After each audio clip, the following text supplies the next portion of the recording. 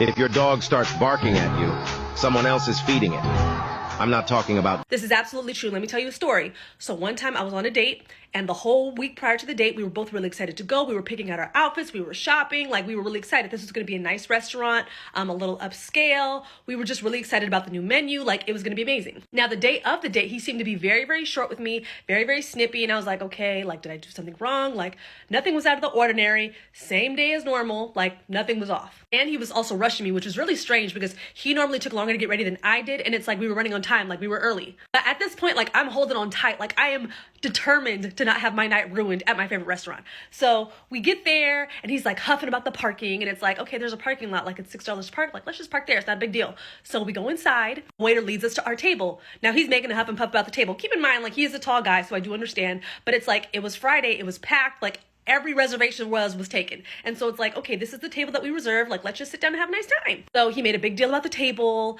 and was like, oh, it's too close. We're too close to the tables. And I'm like, okay, like, why are you freaking out? Like, let's just enjoy our time. Let's get you a drink so you can relax. He's like, I gotta go to the bathroom. I'm like, okay. So he goes to the bathroom. He's taking a while in there. And I'm like, that's strange. He comes out and he's like, oh, the line was so long, blah, blah, blah. He's just huffing and puffing about every single little thing there is to be huff and puffed about. Then he starts picking a fight with the two people next to us, which, by the way, are two guys. And he's like, oh, you looking at my woman? You looking at my woman? Blah, blah, blah. Keep in mind, these two men are clearly on a date.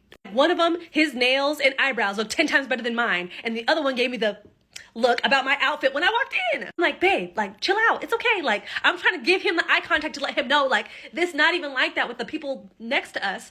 He just goes from 0 to 100, starts arguing with me, starts arguing with the table next to us, grabs his stuff and storms out. He's like, I just need a cigarette. I just need a cigarette. And I'm like, okay. 5 minutes later, I see his car pull off like 60, 70 plus on a residential street past the restaurant. I'm calling him, he's not answering. I'm calling again, it's going to voicemail. They bring out our food. Now at this point, I'm sitting by myself with 2 plates in front of me, 2 cocktails, and the couple next to me is like, honey, we're so sorry. And the gay couple next to me is looking like, and this man never came back. So not only did I have to pay for the bill, collect the food and his, because best believe I was about to leave his food behind, and I had to Uber home. Now, back then, my naive self was like, what was going on with him? He must have been having like one of his military PTSD meltdowns. Maybe he just really needed a cigarette, like blah, blah, blah. Now I'm just like, no, somebody else was feeding my dog.